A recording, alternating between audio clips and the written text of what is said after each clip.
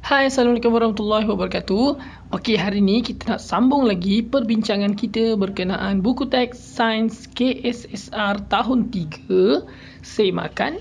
Okey, dengan muka surat 64, iaitu kita masuk pula ke dalam subtopik kegigian haiwan. Kalau sebelum ni kita belajar berkenaan dengan haiwan dan tabiat makan dia kan. Jadi kita lihat hari ni kita nak tengok kegigian dia macam mana pula. Maksudnya haiwan yang karnivor tu, yang makan daging tu macam mana, yang makan tumbuhan tu macam mana.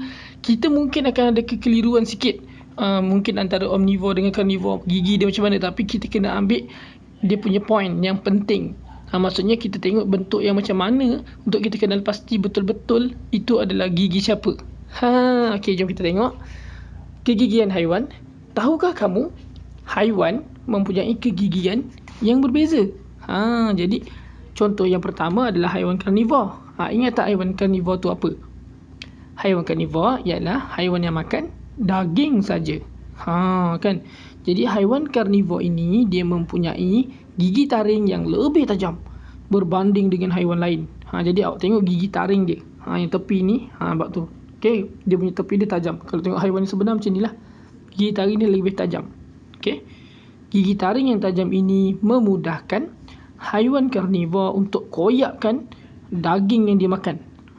Jadi kalau awak tengok gambar macam ni, tengkorak macam ni, inilah untuk haiwan karnivor. Okey, jadi dia punya gigi taring dia besar kat depan, kemudian gigi-gigi lain dia awak tengok tu geraham dia semua. Okey, semua macam tak rata tu kan. Macam tajam-tajam sebab dia makan daging aje. Okey. Yang kedua, haiwan herbivor. Okey, haiwan herbivor ini adalah yang makan tumbuhan sahaja. Jadi jangan salah. Yang terutamanya dari segi awak tengok dia punya tengkorak.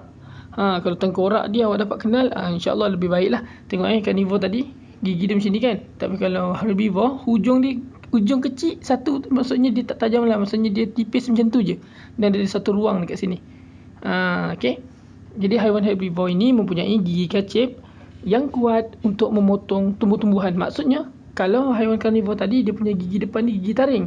Tapi kalau untuk haiwan herbivor ni, gigi yang hujung ni adalah gigi kacip dia, iaitu gigi depan dia.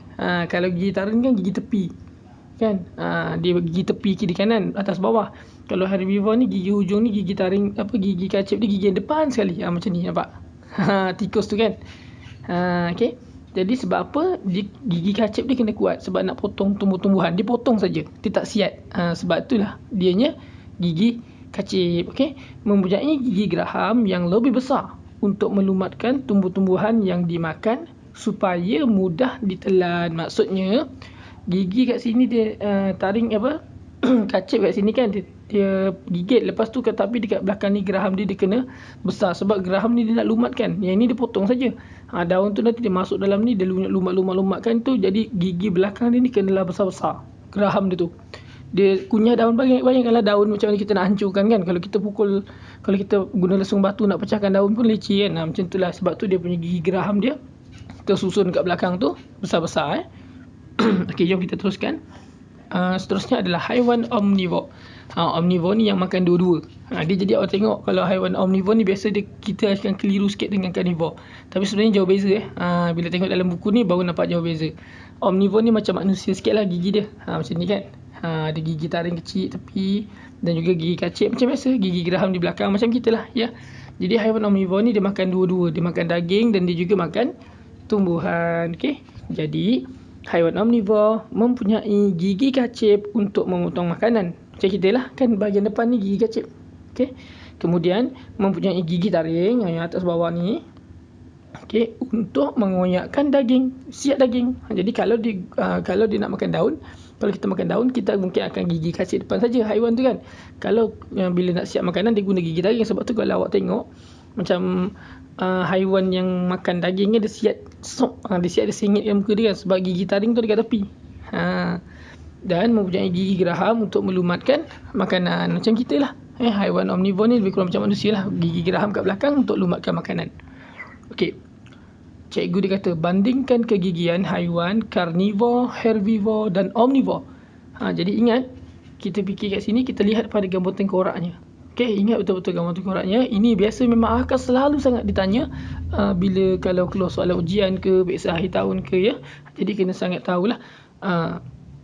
Okey, baik.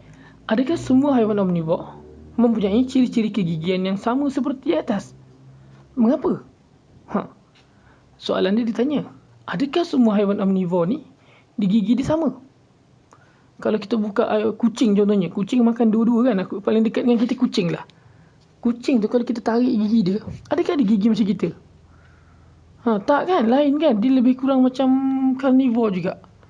Gigi dia macam ni. Macam harimau kan. Harimau kan karnivor kan. Gigi kucing dengan harimau kan lebih kurang sama. Kenapa kalau pendapat saya lah kalau pendapat saya, haiwan omnivor ni tak semestinya sama. Sebab bentuk tengkorak dia lain. Tengkorak muka dia lain. Kalau macam ayam, tengkorak dia lain sikit kan. Tapi basic dia samalah. Tapi cuma sebab kadang-kadang haiwan omnivor ni, mengapa dia kata? Mengapa saya jawab? Mungkin sebab haiwan omnivor ni dulunya bukan omnivor. Sebelum ni sebenarnya dia bukan haiwan omnivor. Dia cuma makan daging je contohnya. Macam kucing. Kucing tu sebenarnya dulu dia makan daging. Masa saya belajar kecil-kecil dulu, kucing adalah karnivor. Dia makan daging je. Tapi sebab dia duduk dengan manusia sekarang, saya tengok sukatan belajaran terbaru sekarang, tiba-tiba kucing dia jadi omnivor. Sebab apa? Sebab kita bagi dia makan nasi apa semua kan. Sebab itu kegigian kucing sebenarnya, kalau tengok dia sama macam harimau. Dia macam makan daging. Tu yang kalau dalam kebat kat sini dia kata adakah haiwan omnivor ciri kegigian dia sama? Jawapannya tak semua sama. Sebab mengapa? Sebab ada yang bukan omnivor sejati. Ada yang sebelum ni dia karnivor. Kan? Tu jawapan saya lah. Jadi awak boleh bincangkan jawapan ni di sekolah dengan cikgu awak, dengan dengan kawan-kawan awak lah. Okey. Sekiranya haiwan mempunyai kegigian yang tidak sesuai dengan tabiat makan dia, apa yang akan berlaku? Cuba perhatikan situasi di bawah. Okey, yang pertama, haiwan herbivore. Jom kita tengok. Tiba-tiba kambing tu kan makan sayur. Tiba-tiba kambing tu gigi dia tajam, ada taring besar depan, lepas tu ada geraham panjang-panjang gigi-gigi kat belakang. Susahnya nak potong rumput. Yelah, gigi dia gigi taring tepi. Nak potong rumput tu nak kena potong je kan, tak tapi macam nak siat-siat, takkan nak siat-siat rumput tu. Jadi dia pun rasa susah nak potong rumput.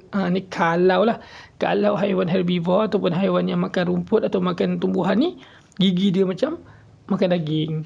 Kan, tu yang jadi Okey. Mengapakah kambing di atas tidak dapat memotong rumput dengan mudah? Dah tentulah. Sebab gigi dia cuma ada gigi taring. Sedangkan gigi yang diperlukan gigi kacip. Kalau kacip tu kan macam gunting, potong tap senang kan. Tapi kalau gigi taring kena siat-siat. Daun ni kalau kita siat-siat ni senang kan nak tanggal. Susah. Kan. Okey, haiwan karnivor. Bayangkan kalau haiwan karnivor singa, tiba-tiba dia punya gigi macam arnab. Kan. Bayangkan macam mana lah dia nak potong daging tu. Dia ada gigi kacip. Sisa dia tarik daging tu dengan gigi-gigi. Sekali tarik, hilang gigi dia. Kan. Jadi nampak dia kata, susahnya nak koyakkan daging ni kan. Memang jelas lah. Kalau awak makan daging, karnivor, tiba-tiba gigi awak cuma ada gigi kacip. Habislah gigi kita dengan gigi-gigi kita hilang. Okay. Jadi dia kata, mengapakah singa di atas sukar mengoyakkan daging? Kenapa? Sebab gigi kacip tidak kuat untuk mengoyakkan daging. Gigi kacip tu tujuan dia untuk memotong makanan saja. Okay, sama lah cakap atas tadi. Gigi taring ni tak boleh nak buat siat rumput. Sebab rumput ni perlu dipotong, bukannya perlu disiat. Okay, saya harap awak faham ya. Okay, haiwan omnivor contohnya. Haiwan omnivor ni dia makan dua-dua kan. Iaitu monyet lah. Macam monyet ni lebih kurang macam kita lah gigi dia. Okay, gigi saya boleh mengoyakkan ikan ini dengan mudah. Tapi gigi saya tak boleh potong buah pisang ni. Maksudnya tiba-tiba haiwan omnivor ni yang makan dua-dua, gigi dia macam gigi karnivor. Gigi dia ada gigi taring je. Dia tak ada gigi kacip depan sangat tu. So nak makan ikan senang. Tapi bila dia nak makan buah susah. Alamak, susahnya nak potong buah. Sebab kita kena siat-siat. Bayangkan gigi kacip, gigi taring tepi tu nak siat-siat buah pisang. Macam mana? Kan susah makan. Kan senang kalau kita gigit, potong saja kan. Jadi itu yang berlaku kalau gigi-gigi haiwan-haiwan yang lain ni tak kena dengan orangnya, tak kena dengan haiwan je lah. Kan. Dia tanya, mengapakah orang hutan di atas dapat makan ikan dengan mudah tapi sukar untuk makan buah pisang? Sebab gigi yang dia ada adalah gigi karnivor. Okey, itulah yang berlaku. Cikgu dia tanya, mengapakah kegigian haiwan herbivor, karnivor dan omnivor berbeza mengikut tabiat pemakanannya? Kenapa Allah cipta gigi-gigi ni berbeza mengikut tabiat pemakanan dia? Jawapannya senang saja. Kerana apa? Supaya haiwan itu dapat makan dengan menggunakan gigi dengan betul lah. Ataupun supaya, kita bagi ayat senang lah. Supaya gigi tersebut sesuai dengan makanan yang dimakan oleh haiwan. Jadi sebab itulah Allah cipta haiwan-haiwan ni berbezalah tabiat makanannya, sebab makanan-makanan tu sendiri tak sama. Kan? Cara nak makannya macam tumbuhan kena potong, kalau daging kena siat. Jadi sebab itulah ianya berbeza. Jadi ni boleh bincang juga di dalam kelas bersama guru kamu dan rakan-rakan kamu. Saya rasa itu saja untuk hari ini. Nanti kita akan masuk perubahan tabiat pemakanan haiwan. Boleh berubah ke? Macam saya cakap dengan kucing tadi itulah, kan?